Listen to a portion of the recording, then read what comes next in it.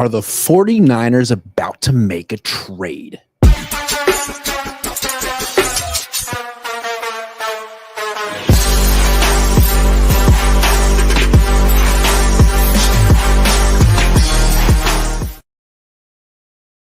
What's up? Welcome to my instant reaction to day 10 of training camp. I already dropped my instant analysis, which is usually about 2 minutes long right after camp ends. Then I gave you my good and not so good. So make sure you check those out. I got more I want to talk about, and it's not just going to be specifically about camp, but it will be some about today's camp. First, there was a really interesting article in The Athletic today, national, that was contributed to by Matt Barrows, who does an excellent job covering the 49ers. He's been covering this team for more than 20 years. And it's about a trade the Niners could make. And if, as you guys know, I've talked about it on the show, Terry McLaurin wants out. Washington has formally requested a trade. Washington doesn't seem eager to pay him what he wants. They seem to be open to trading him. I mean, they haven't done it yet, but this is the time for teams to be calling up. So Matt Barrows, second longest tenured beat writer out here, says the Niners should call up Washington and offer Brandon Ayuk for Terry McLaurin. I think that's been really an obvious potential trade all offseason. Brandon Ayuk doesn't seem extremely eager to be on this team, although he is out there at practice.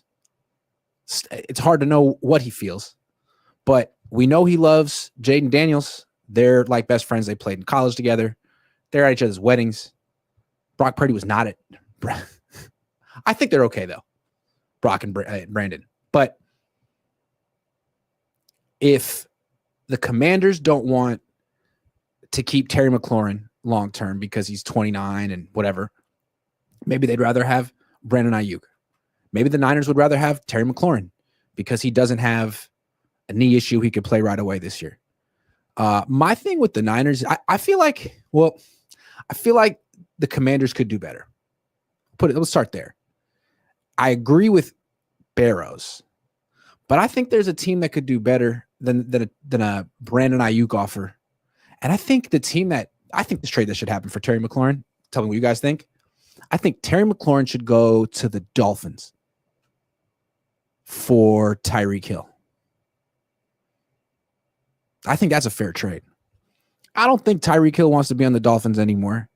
I think he'd be happy playing with Jauan Jennings. I think they could fit his contract under that salary cap while Jauan Jennings is on his rookie deal, and Terry McLaurin would be happy to play in Miami, I think, and Tyreek isn't.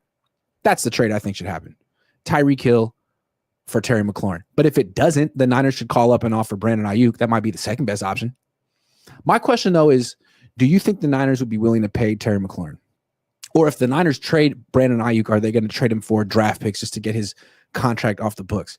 It seems to me like the Niners are in this position where they're acting like they can't spend anymore. And they're blaming it on Brock Purdy's contract. Like, we had to take on $100 million dead cap. We have $45 million in cap space that we have to roll over to next year because we have this outrageous contract on the books. Now, it is the market. That's the cost of doing business in the NFL. You'd rather have a expensive quarterback than not have an expensive quarterback, but it's new territory for this team. They haven't spent this much of their cap space on a quarterback ever. And so there's going to be consequences, trade-offs, and this is the trade-off. So I just don't see the Niners all of a sudden trading Ayuk, taking on dead cap more, trading for McLaurin, giving him an extension that's worth more than $30 million a year for 4 or 5 years. I don't think they'll do it. You could say that they should. I don't know. But I think this is kind of interesting. I don't think the Niners are going to be giving out very many big contracts to players who they didn't draft for the foreseeable future. As long as Purdy is on the team, I think the money is going to go to players they drafted. And the guys they bring in will be the Jason Pinnocks and Bryce Huffs of the world. And if that's not good enough and these journeyman backups and rookies struggle and the Niners take their lumps because their core isn't enough, then they can always implicitly blame Purdy and his contract. Well, I mean, he's supposed to be picking up the slack. He's supposed to be carrying us. That's what we're paying him to do. That's what the contract implied that he could do. So I don't know. I don't expect the Niners to trade for Terry McLaurin, but they always could make one trade. They traded Trey Lance during the preseason. They have been active before in the trade market. Barrow said it should happen. I don't think he thinks it will happen. I don't think anyone thinks it will happen because the Niners have decided to not use their $45 million in cap space, which is so interesting because, two teams in the NFC West won 10 games last year, Seattle and LA. Cardinals won 8, beat the Niners twice, and spent a lot of money improving their defense this offseason. Their defense is huge now. Huge. Whereas the Niners defense is very young outside of a few players. So every team in the NFC West expects to win 10 games. One team in the NFC West has a bunch of cap space they're not using. We'll see how that works out.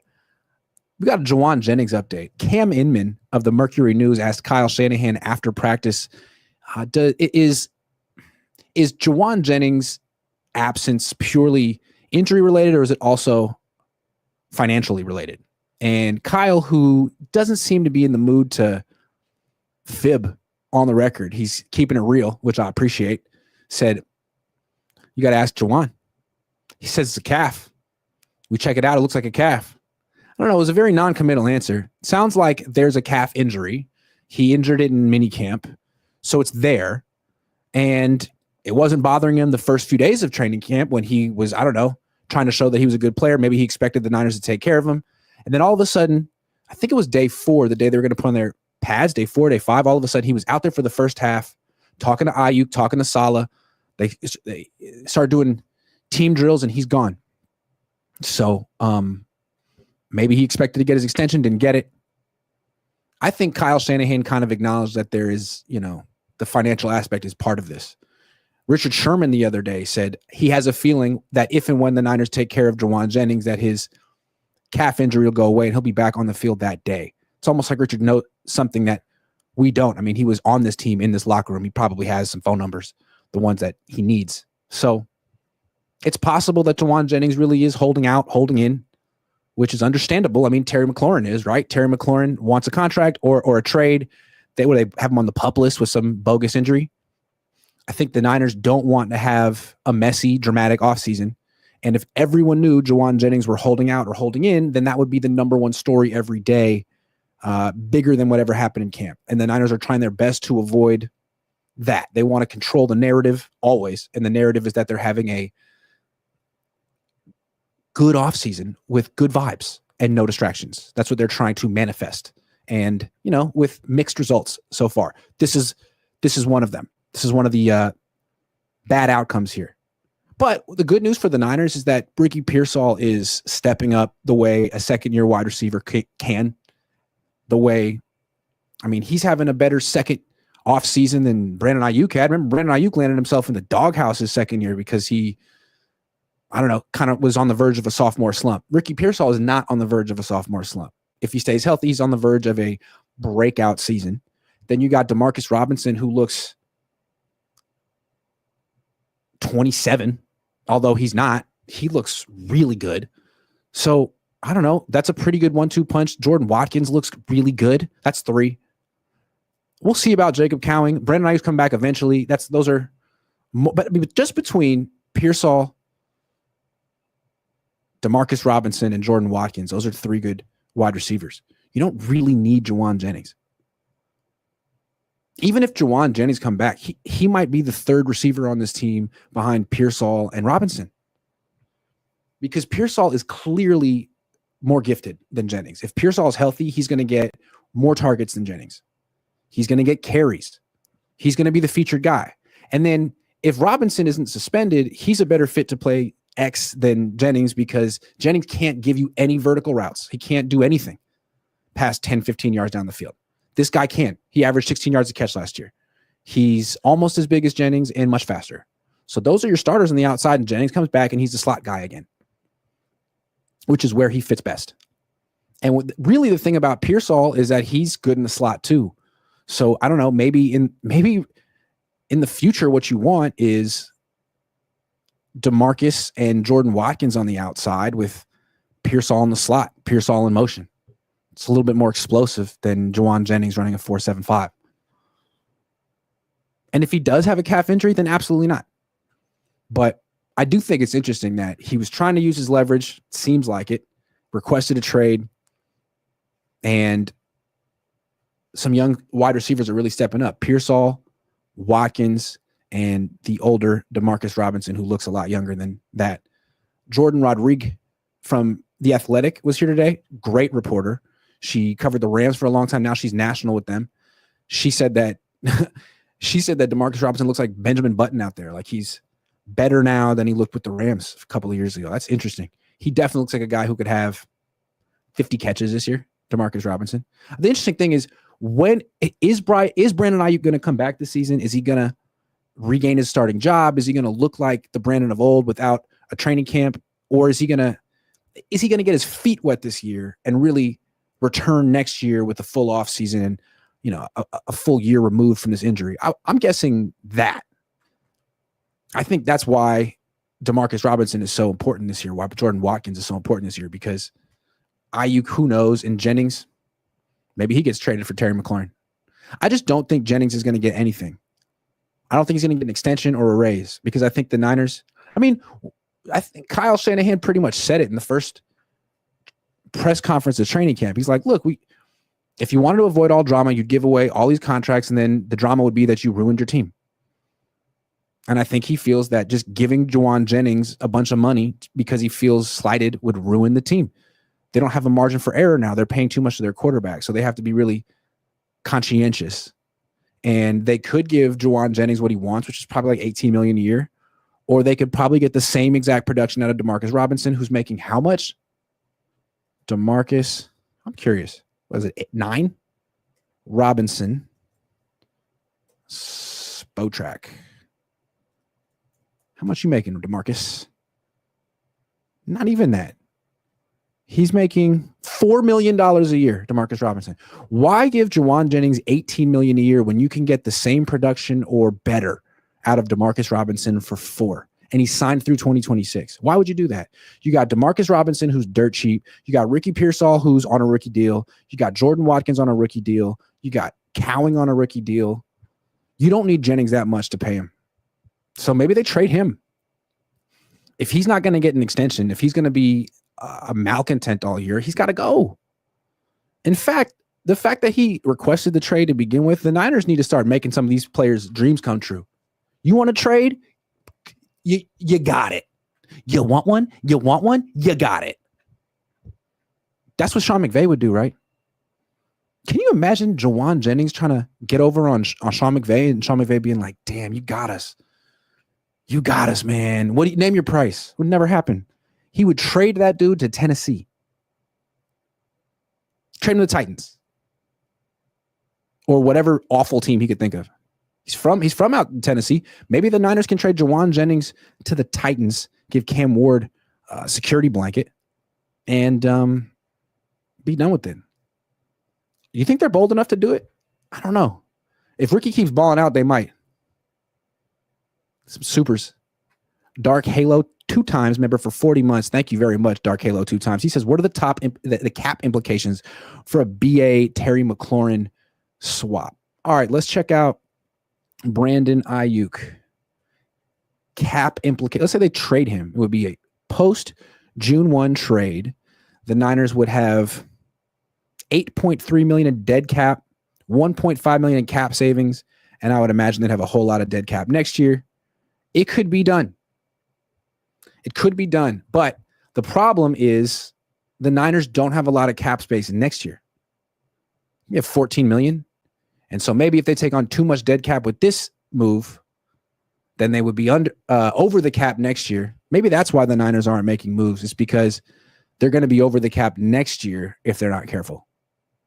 So I don't know. I still think they could make it work. I mean, you can always renegotiate contracts. It's just renegotiating contracts to create cap space. You know what that involves? Paying bonuses, writing checks. And I wonder how many checks the Yorks want to write right now, because it seems like the answer is only if you play soccer, I guess would be the thing. If they were obsessed about football and wanted to make their team as good as it could be, and they gave the coaches and John Lynch a green light, I bet they would go out and get Terry McLaurin, because that would all of a sudden be a game changer. But I think the owners are good the way it is. Let's talk Mykel Williams. So I've been focusing on him today because he's a first-round pick. He's a rookie. You guys haven't seen him yet. As interesting as Ricky Pearsall is, you've seen him in games. As interesting as Brock Purdy is, there's nothing he's going to do in camp that's going to change your opinion of him. He's played a lot of football. Mykel Williams is new. You haven't seen him yet. So what does he look like? I've talked about it in good and not so good. He's pretty much exactly as billed. I just want to talk about him as an edge rusher, because this is where he can grow. So let's describe what's happening right now.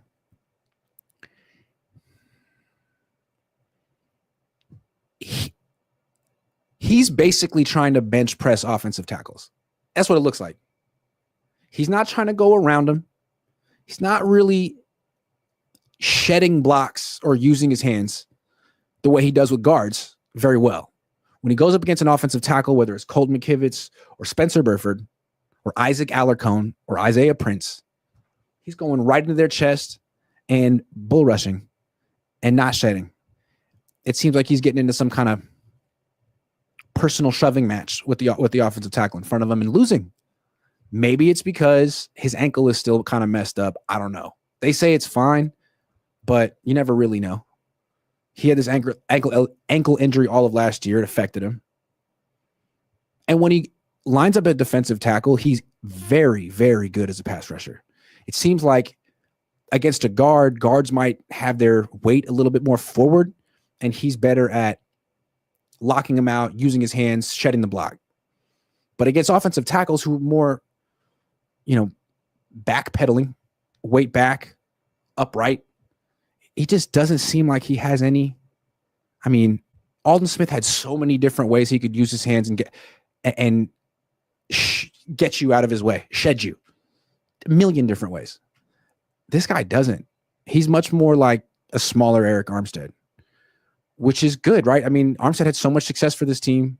And when you watch him, Mykel, in 11-on-11s, he's really that good of a run defender. He really, really is. You can't run to his side. You shouldn't run to his side. If you try to run to his side, it's probably going to be a minimal gain at best, at least in camp.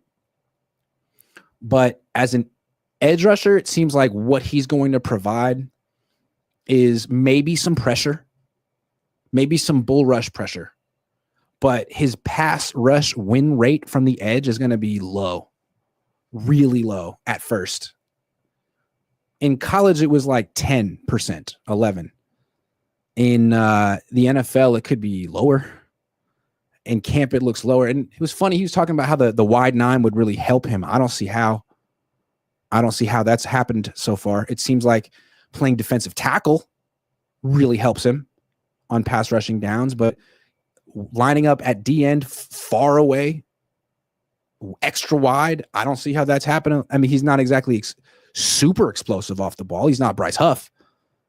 He's not D4. Bryce Huff is going to have a very high pass rush win rate from the edge in this system. Very high. Nick Bosa, very high. So the Niners don't need Mykel Williams to be that guy. And from the interior, he might have a high pass rush win rate. That's a mouthful as well. And the run defense is going to be on point. So he might be a really good player. I just thought as an edge rusher, there'd be a little bit more there. And maybe there will be if his ankle improves. Maybe there will be as he gets older. I just thought the baseline would be a little bit better. But I guess I'm wrong.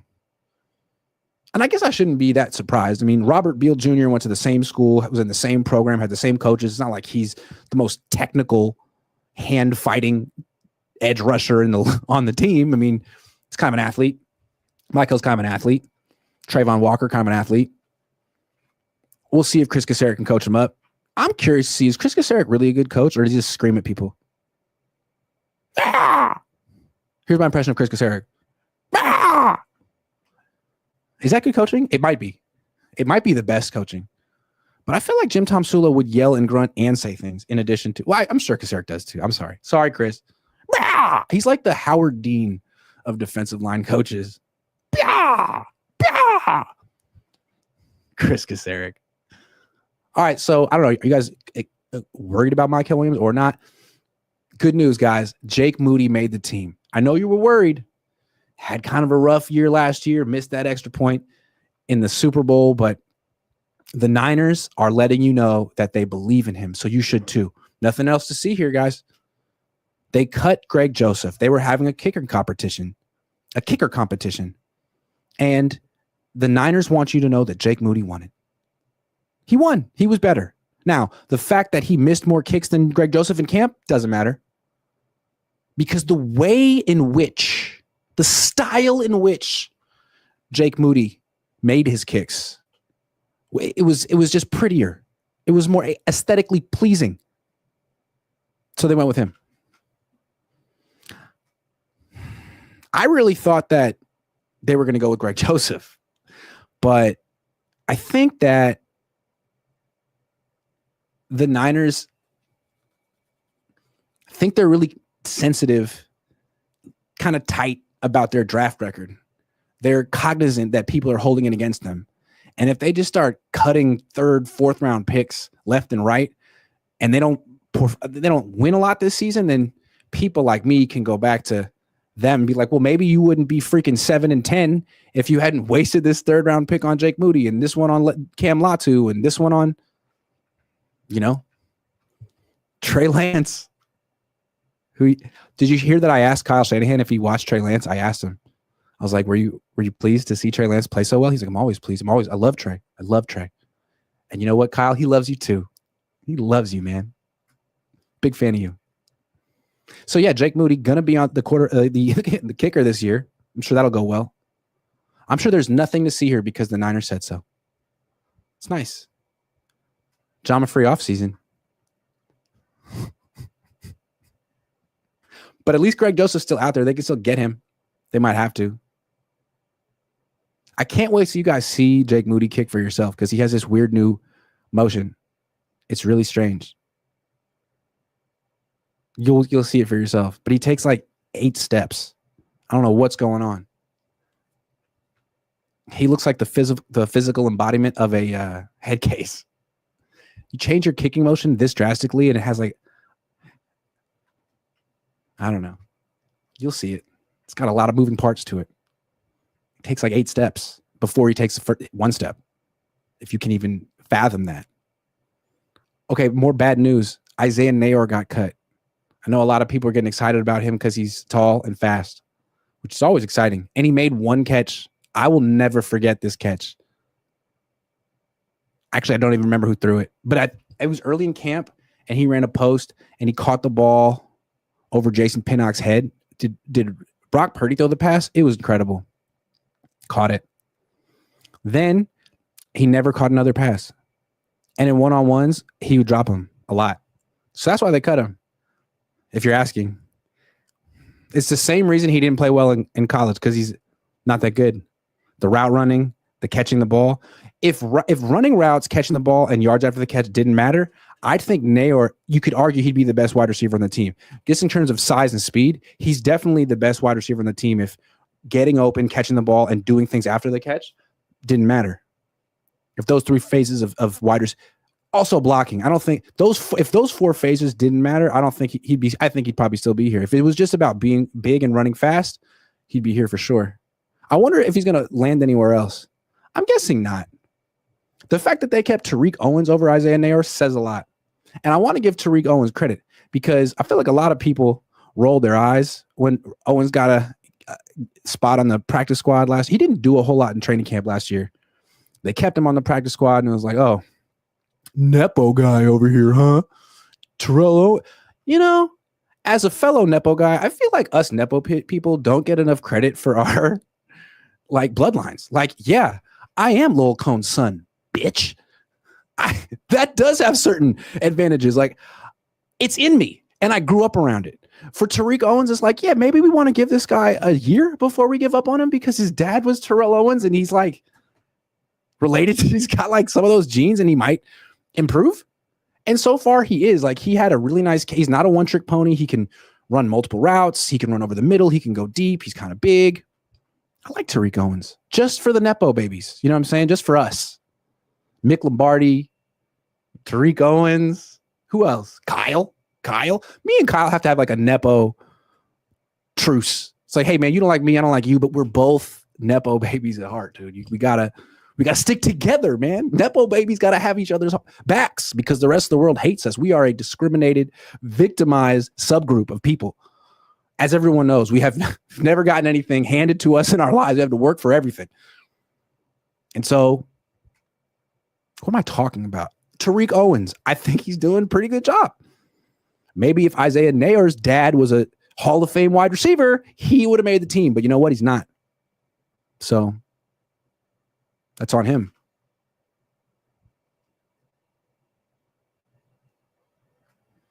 Is Watkins going to be better than Pearsall? No, I wouldn't say that, but I think he's going to be good. And I think he could be a really good number 2 or number 3 receiver. I think they hit on that one. Let's see. For fantasy football, you think Kittle going to get a lot of receptions. Also, you think we can expect more Cowan playing time. For fantasy football, my best guess is that Pearsall is going to get like 115 targets to 120, 130. I think he's going to get the most targets, and then it'll be Kittle. Kittle hasn't led the team in targets since 2019. I don't think they're going to put that on his plate at 32 years old. I think they're going to ask a lot out of Pearsall in the regular season, and then Kittle after that, and then maybe Demarcus Robinson after that, and then maybe Christian McCaffrey. I think the goal is to not overuse Christian McCaffrey in the regular season if you can. Good question. Let's talk big picture. What do you think has to go right for the 49ers this year for them to make the playoffs?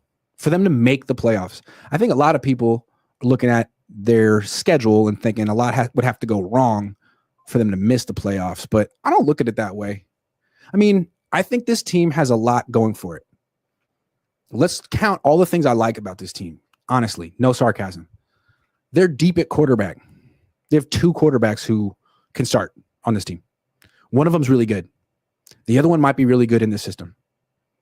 It's a good place to start. Brock and Mack. Well, the wide receiver room looks deep. Ricky Pearsall looks really good. Demarcus Robinson looks good. Jordan Watkins looks good. And then, you got Pearsall, you got Jennings and Ayuk out there too. We'll see what happens with them.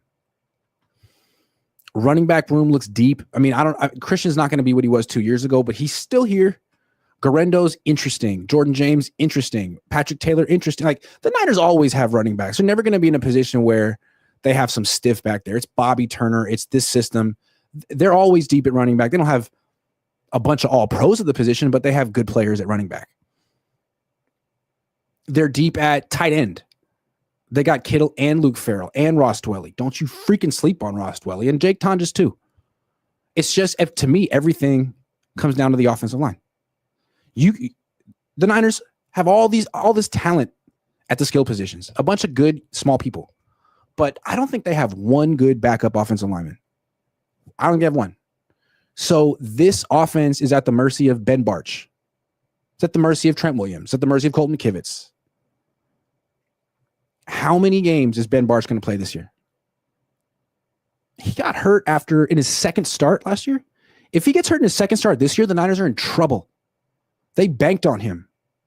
They can't go a full season with Nick Zakelj at left guard. He's not good enough.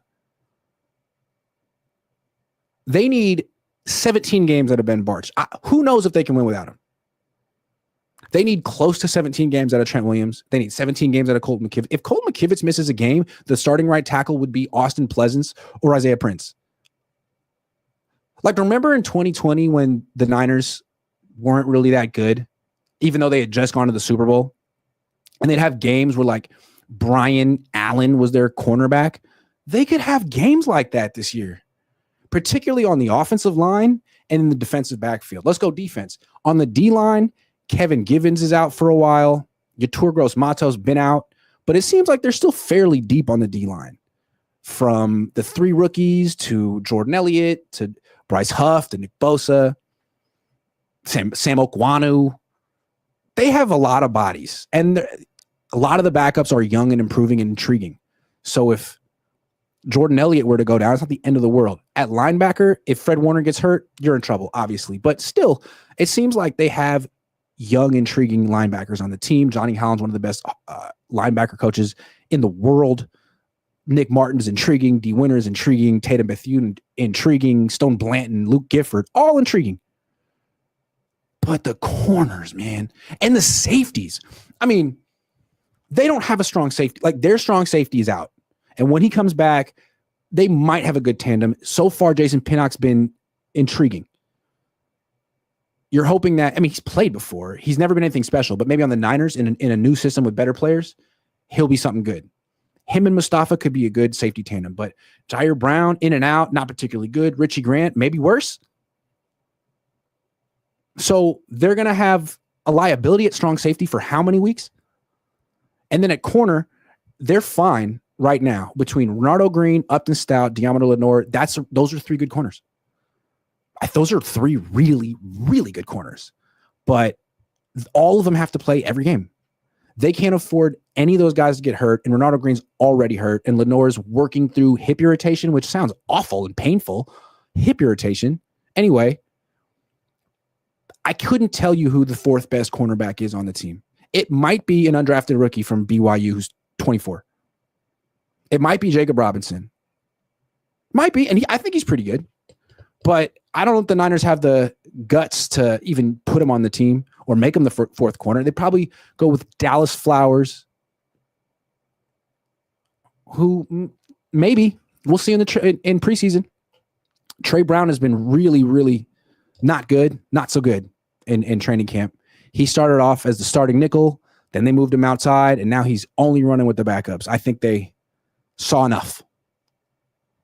So all the promise they have in the front seven, all the intriguing young players they added to the front seven, all the depth they have in their skill positions on offense, I think everything can be undone if they just with one or two injuries at corner, one or two injuries in the defensive backfield, one or two injuries at offensive line.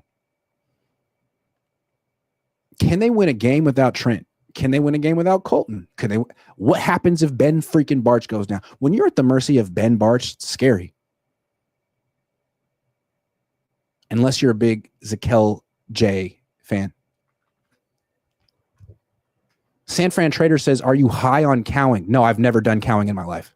And I don't care who tells you that I ever did cowing or ever took cowing. It's a lie. It's a fucking lie. I never did any of that cowing. And if I did, it was just one time, and I was peer pressured. And I'm certainly not high on cowing right now. See? So, Jacob Cowing. Do I like him as a player? Yeah. I haven't, he's been hurt a little bit. I'd like to see, I'm not high on him as a receiver. I mean, as a returner, but as a receiver, I think he has potential, but I think he's kind of a bad fit with Purdy because they're both small. And I feel like Purdy already struggles to see some of the field. And that's why he throws to tall guys like Kittle and Jennings. So having like a 5'8" wide receiver running around, he might as well be under the cloak of invisibility on this team. So definitely not better than Ricky, but I think he's got potential. No team wins starting so many rookies in key spots. True. Probably not. But I'm actually more worried about some of these veterans, the Jordan Elliott's, the Dallas Flowers, the Trey Browns, the Richie Grants, the Jason Pinnocks. Like, how good are they going to be? Because those are journeymen. Austin says, if the Niners have a similar 7-10 type season, what changes do you see happening, given that you see these guys every day, especially with Kyle, 9-8 in my opinion? I guess it depends how it happens. I don't know. It kind of feels like they're going to have injuries and they could go 7-10 and they say, well, we had to play. We're missing a lot of our guys. And then it's just a matter of whether the Yorks buy that. The fans buy that. I don't think you can use. No, what I think was going to happen is if they go 7-10, it's going to be a battle between Kyle and Brock. Whose fault is it? maybe not Kyle and Brock, but Kyle's camp and Brock's camp. Because Kyle's camp could be like, okay, we're 7-10 because our team was really thin. Why was our team thin? Because of that contract. Maybe I didn't want to do the contract. Maybe the Yorks were really excited about Brock, and I was like, you know what? Why don't we trade him to Tennessee? Why don't we just sign Mac Jones? Why don't we just acknowledge that my system is the star here and that anyone could run it except for Trey? And that Mac Jones for $4 million could do up most of what Brock Purdy could. He could do all of that if the Niners go 7-10. It's Brock's fault. It's everyone who wanted to accept. I wanted to trade him to Tennessee for the 33rd pick. I said that. I don't know if you said that. Might have. I wanted to trade Brock. I told you guys that my system is the freaking star here and that I created Brock and that while we like him, we could create someone else and we will never need to spend $53 million a year on the quarterback position when it's the system. It's the system. Look at Mac. He could put it all on Brock. Not Brock, but the contract. He could put it on Brock's contract. Hey, if you want to have an actually competitive team, maybe we don't spend 15% of our cap space on one player who is heavily boosted by me. What do you think? Just saying. And then Brock put it on Kyle like, hey, what does he do? What is he adding to the... Maybe if we had another coach who actually valued the offensive line, we'd do better. He could do that. Their camp could do that. Daddy says, I thought you were going to wuss out on the question. Good job. I almost did. I forgot about it. And then Jerry asked about Talanoa Hufanga. What's it going to be like practicing against Hufanga and Greenlaw? And I'm like, oh, I got to ask about Trey. And then I asked about it in like kind of a weak way. I was like, how pleased were you to see Trey? That was weak. I should just put in his, like, did you watch him? Did you watch him? And he said no. But of course he was. You always know that. I didn't watch, but I know what happened. And I'm happy about it. How come they can't just admit to watching? Maybe they didn't watch. No team wins starting. You got you. Would you bet Niners -1.5 in Seattle week 1? No, absolutely not. Absolutely not. Even if they were plus 1.5, I'd be kind of nervous. But on the road with the rookies and the lumps that they're expecting to take, I don't know. My thing with the Niners this year is like, let's see who's healthy. Week 1. Let's see how many of their starting offensive linemen are healthy and how many of their starting defensive backs are healthy for that game. If everyone's healthy, yeah, maybe. If Dallas Flowers is on the field, if Richie Grant's on the field, if Nick Zakel's on the field, nah. I think that's going to be the kind of the weekly test. When healthy, this team could beat a lot of teams on their schedule. But you take away one guy, two guys at key places, all bets are off. Like, forget Christian McCaffrey. I'm talking freaking Colton Kivitz and Ben Barch. That's where we're at. Let's see how many games Ben Barch, he injured himself lifting weights before training camp. Let's see how far he gets through this season. But if he's out there week 1, Niners going to be a juggernaut. A juggernaut, I say.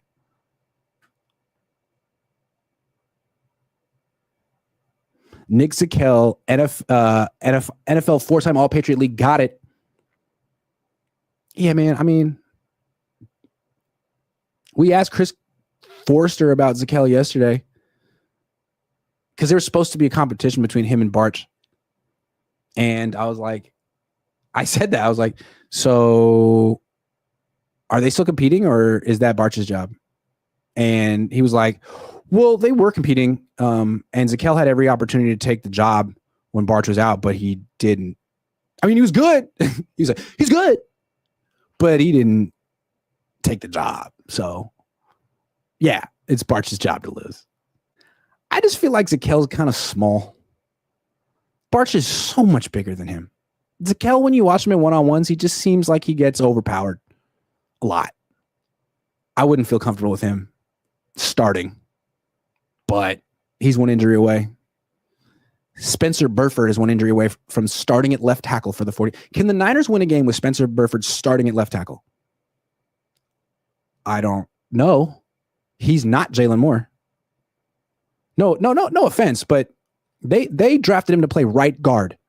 I know he played left tackle at University of Texas San Antonio, but they drafted him. They were like, nah, there's no way that's going to work. We're going to move him to right guard. And now they're like, well, we don't have many options. That's why they signed Andre Dillard, because they weren't super, confident in this transition for Burford. But Dillard, I don't know when he's ever coming back. So what are their choices? San Fran Trader says, do you ever contemplate what your life would have been like if we weren't in a digital age and you were trapped at a traditional media job? Guess it would have been kind of like my dad's life. That's what he was. He worked for a newspaper, no YouTube, no streaming, but he did have a gig at KMEL in the 80s before KMEL was like the Bay Area's home for hip hop and R&B. I guess it was, I don't know. What was KMEL in the freaking 80s? There was it rock and roll, and they had like a sports hour or moment, and he would do little, TikToks, audio TikToks, shorts, kind of like Jim Rome before Jim Rome on that. And I think that's how he got the money for the down payment for his house, talking shit on KMEL. So maybe I'd be talking shit on KMEL. Maybe I'd be rapping. Maybe I would have been Vanilla Ice. Parsons to Seattle, it's happening. Is it? Probably not. All right, I'm gonna go take some cowing. It's been a long day. Need some cowing. Thanks for watching, everyone. I'll be back later or tomorrow. Another practice tomorrow, day off Wednesday, and then joint practice on Thursday, day off Friday. Preseason game Sunday, Saturday. Whew. Have a great day. Be yourself.